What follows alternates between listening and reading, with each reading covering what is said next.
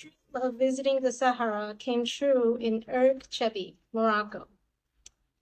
Our guide Daoud called himself a driver, yet without his guiding, I would have never visited the nomadic Berber family. When we drove up the hard, rugged earth, an adorable girl with brown curls greeted us.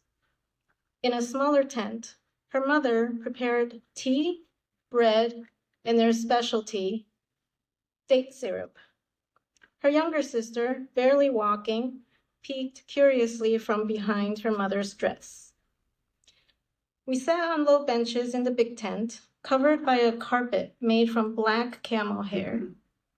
The wooden support which held up the huge tent resembled the yoke I've seen on oxen in Myanmar. We ate bread dipped in date syrup while sipping tea. Daoud tried to convince the 4-year-old to share with her sister the chocolate bar that he brought them. They spoke in Berber, but I knew exactly what went on.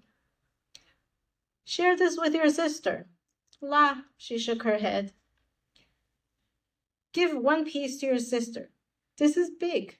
La, more giggles. If you share this with your sister, I will bring you more. La, she laughed, rolling on the carpet. Daoud gave up. They went outside and played with a ball, the only toy I saw. She yanked on his jalebi and tackled him masterfully. Serious Champions League level moves.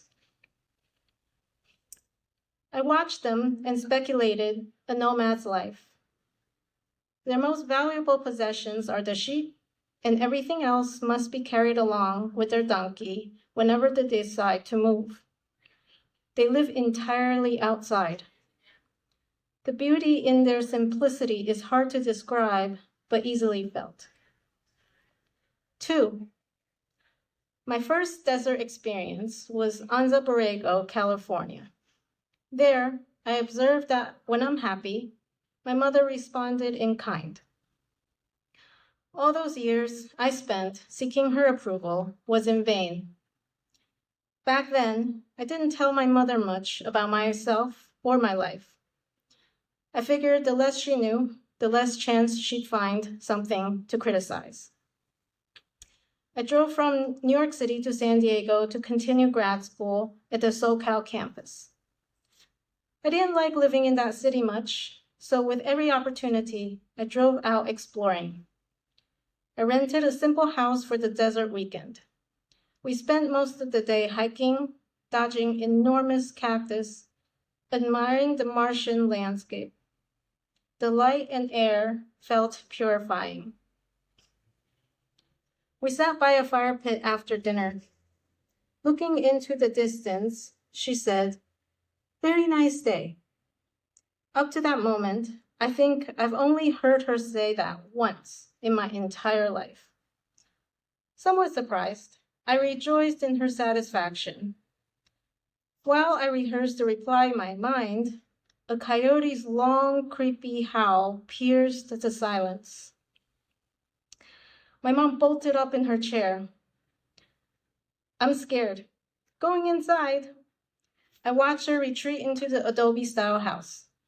She definitely approved of this spotless and spacious house, and in her wordless way, showed me that she enjoyed spending time with me. 3. As night descended, most tourists left for Siwa Oasis. 3 Aussies and us 2 stayed in the Egyptian desert. Gathered around the bonfire, we put on layer after layer of clothing, eventually bundled up in sleeping bags to stargaze. When the Milky Way lit up, we gasped in awe. "Your sleeping quarters ready," the Amazigh host announced. My tent of carpets hanging on metal frames. Large gaps between carpets meant inside the tent is more or less the same temperatures as outside, frigid. I spread 2 sleeping bags in the dark, scarcely lit by my phone. Suddenly, a gush of wind, as a young man lifted the carpet and came in. I brought you more sleeping bags. It's extra cold, so you get more. We give you 5 tonight. 2 for the bottom and 3 on top. I silently made our bed, my frozen fingers stiff, so it was no easy task. While under the 3 top layers, I removed my puff jacket. Before I shed more clothing, I fell asleep. The next thing I became aware of was dawn, shining in between carpets. I shoved my feet, fat with layers of socks, into sandals and wobbled outside towards the rising sun. The staff were readying our breakfast on a low table in the sand. My sleep was so deep, despite the adventures from yesterday, I felt well rested. We all ate in silence, hair wild, skin dusted by sand, and hearts cracked wide open like the sheltering sky above us. Thank you.